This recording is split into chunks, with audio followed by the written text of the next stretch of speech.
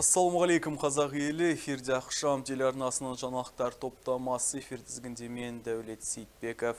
Өткен күннің өзекті ақпараттарын Ақшам телеарнасының тілшілері өздеріңізге ұсынбақ, андатпаға зер салайық. Сәтпаев қаласының әкімдігінде кезекті кеңейтілген аппараттық жиын өтті. Жаппай сатып алуда Сәтпаев қаласында қантқа қатысты дүрбелең туды. Кезекті жеңіс жерлесіміз Нұрайлым Сәрсенбе Қазақстан чемпионатынан абыроймен оралды. Дәстүр бойынша хабарымызды Сәтпаев қаласындағы эпидемиологиялық жағдай туралы ақпараттан бастаймыз. Өткен күндері қаламызда коронавирустық инфекцияны жұқтырудың жаңа фактілері тіркелген жоқ. Қазіргі таңда Сәтпаевта COVID-19 инфекциясын жұқтырған бір тұрғын бар, ал жақын байланыста болғандардың саны 2. Бүгінде Сәтпаев қаласы жасыл аймақта орналасқан, бірақ соған қарамастан мамандар тұрғындарды алдын алу шаралар туралы ұмытпауға шақырады. Олар вакцинация мен ревакцинациядан өтуге кеңес береді. Өзіңізді және жақындарыңызды қорғаңыз. Қаладағы азық-түлік бағасы бақылауда ма? Үйді басқарудың жаңа формасын тұрғындар қаншалықты түсінуде? Наурыз мейрамына дайындық барысы қалай? Осы және өзгеде сұрақтардың жауабы Сәтпаев қаласы әкімдігінің үлкен мәжіліс залында өткен кезекті кеңейтілген аппараттық жиын барысында айтылды. Аппараттық жиын кадрлық өзгерістен басталды. Сәтпаев қаласы әкімінің өкімімен 1 наурыздан бастап қалалық ішкі саясат бөлімінің басшысы қызметіне Амангелді Құрақбай тағайындалды. Асқар Ыдырысов әріптесін жаңа қызметімен құттықтай отыра күн тәртібіндегі сұрақтарға тоқталды. Алғашқы сұрақ азық-түлік тауарларына инфляциялық процестерді тежеу жөнінде қолданылған шаралар мен коммуналдық қызметтердің тарифін реттеу бойынша жауапты мекеме басшыларының баяндамалары тыңдалды. Ағымдағы жылдың 22 ақпанында инфляциялық процестерді тежеу бойынша кешенді іс-шаралар жоспары қабылданды. Жоспарға сәйкес бұл бағытта бірқатар жұмыстар жүргізілуде. Атап айтсақ, 28 мемлекеттік орган жұмылдырылған топтар мен 153 ірі және шағын сауда орындарын қамтитын әлеуметтік маңызы бар азық-түлік тауарларының бағасына апта сайын мониторингтер жүргізіледі. Азық-түлік дүкен иелерімен 19 өнім түріне 10-15% үстеме, супермаркеттер мен сауда жерлерінде 5-10% үстемені ұстап тұру туралы меморандумдар жасау қолға алынды. Бүгінгі күнде барлығы 89 меморандум жасалынды. Әлеуметтік маңызы бар азық-түлік тауарлары үшін 10-15% сауда үстеме мөлшерлемесін сақталуын мемлекеттік бақылау жүзеге асырылады. 10 ірі сауда нүктелерінде әлеуметтік бұрыштар ұйымдастырылған. Олар Самади дүкені, Акцент дүкені 2 сауда орны, Нұртай, Жібек, Ғалия-Бану, Кооператор, Ерсұлтан, Түркістан және Универсам дүкендері. Жиында қала әкімі және жиналғандар тарапынан әлеуметтік маңызы бар азық-түлік тауарларына бағаларды тұрақтандыру, қант төңірегінде орын алған дүрлікпеге қатысты сауалдар қойылып, нақты жауаптар алынды. Күн тәртібіндегі кезекті сұрақ үйді басқарудың жаңа формалары, мүлік иелері бірлестігі мен жай серіктестікке ауысу туралы Сәтпаев қаласының тұрғын үй инспекциясы бөлімінің басшысы баяндады. Жадыра Сейілованың айтуынша, бүгінгі күні қала бойынша мүлік иелерінің бірлестігі ретінде 34 үй, жай серіктестік ретінде 308 үй тіркелген. Сегодняшний день по городу Сәтпаев.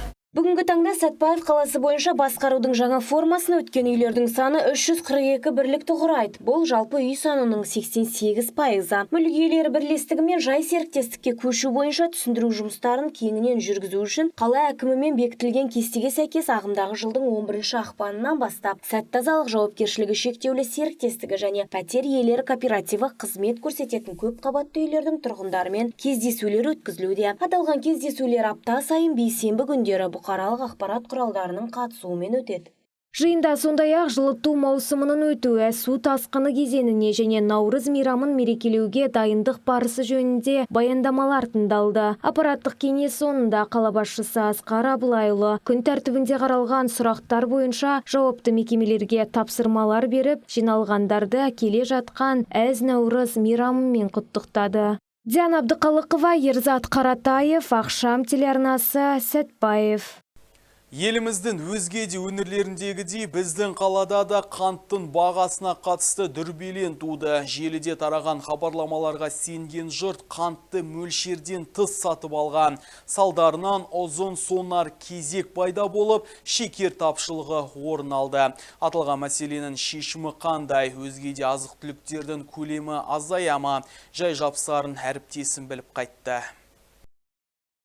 Ресей билігі экономикалық санкцияларға байланысты елден қант экспортына қатысты 6 айға тыйым салғаны мәлім. Алайда сауда және интеграция министрлігінің елде осы әлеуметтік маңызы бар тауарлардың 3 айға қоры бар екендігі туралы мәлімдемесі айтылған еді. Соған қарамастан Қазақстанның көптеген қаласында кенеттен қант тапшы өнімге айналды. Дүрлікпе Сәтпаев қаласында айналып өтпегені жасырын емес. Осыған байланысты Сәтпаев қаласы әкімінің орынбасары тұрғындардан үрей тудырмауды және дүкендерден өзге де азық-түлік өнімдерін шектен тыс сатып алмауға шақырды. Шапағат Момынбайұлының айтуынша қазіргі уақытта Кеншілер қаласында қант тапшылығы жоқ, таусылған жағдайда қор толықтырылып отырады. Соңғы кезде мынау долларға шаққандағы теңгенің бағамының ауытқуларына сәйкес, сонымен қатар мынау еліміздегі қантқа деген қызығушылықтың ерекше артуы барлық жерде білініп байқалып жатыр. Сондықтан да мен қала халқын осы ажиотажға берілмей сабыр сақтауға шақырамын. Себебі бұл уақытша нәрсе. Мемлекеттік қызметкерлер, осы әкімдікке қарасты қызметкерлер барлық қаладағы дүкендердің бәрін аралап, жіті бақылауда ұстап отырмыз бағаларды. Сол бақылаулардың нәтижесінде сол 15%-дан көп артық қосқан бағаны сондай фактілердің бүгінгі иелері шақырылды. Солармен меморандумдарға қол қойылды. Сол 15%-дық үстемеден арттырмауға сөз беріліп, сондай бір келісімге отырдық. Енді болашақта осы бағаны мәселесі тұрақты бақылауда болатынын жеткізгім келеді. Тәтті ұнтаққа деген сұраныстың жоғарылауы қаланың сауда нүктелерінде бір қатар әлеуметтік маңызы бар тауарда бір қолға сатуға шектеулер енгізуге мәжбүр етті. Яғни әр сатып алушыға 5 келіден артық қант берілмейді.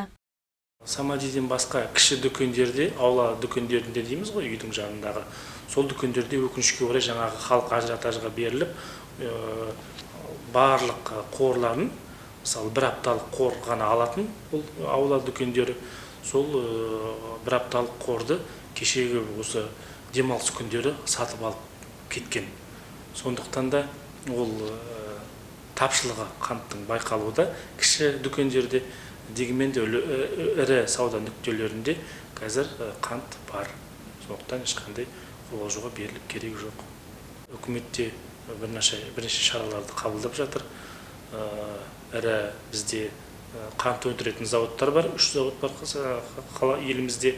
Сондықтан да сол ішкі нарықты қамтамасыз ету үшін ол зауыттармен тығыз байланыста жұмыс жасап жатырмыз. Қант әлеуметтік маңызы бар азық-түліктердің санатына жататын өнім және оның бүгінгі бағасы біздің қалада 390 теңгені құрап тұр. Қалалық әкімдіктегілер алдағы уақытқа жеткілікті 68 тоннаға тапсырыс берілген жеткізді. Бұл дегеніміз жоқ дегенде алдағы 2 аптада ешқандай тәтті түйіршіктің тапшылығы болмайды деген сөз. Сол себепті дүрбелеңді қолдан жасамайық жерлестер. Еркен Ашоқан, Ақжол Найзабаев, Ақшам телеарнасы, Сәтпаев. Кезекті жеңіс жерлесіміз Нұрайлым Сәрсенбек Қазақстан чемпионатынан абыроймен оралды. Дзюдошы 48 келі салмақ дәрежесінде белдесіп, бірінші орындарды иеленді. Тағы бір қуанышты жаңалық, ол енді қаламыздағы қыздар арасынан шыққан тұңғыш спорт шебері. Толығырақ чемпионды күтіп алу сәтіне барып қайтқан әріптесін тарқатады.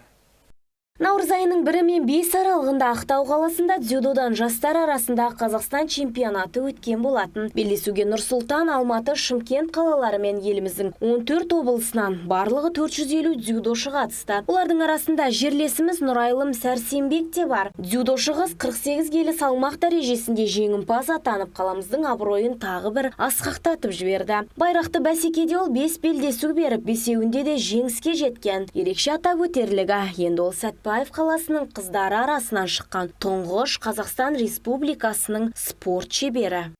Енді алдыда Нұрсұлтан қаласында өтетін жасөспірімдер арасында Қазақстан Республикасының чемпионаты бар. Енді сол жарысқа қатысып, жеңімпаз атанамын деген ойдамын. Мен осы жарысқа дайындаған ағайыма, Рахымжанұлы Ақырат ағайыма рахмет айтқым келеді, және қолдаған ата-аналарыма, және достарыма рахмет айтқым келеді.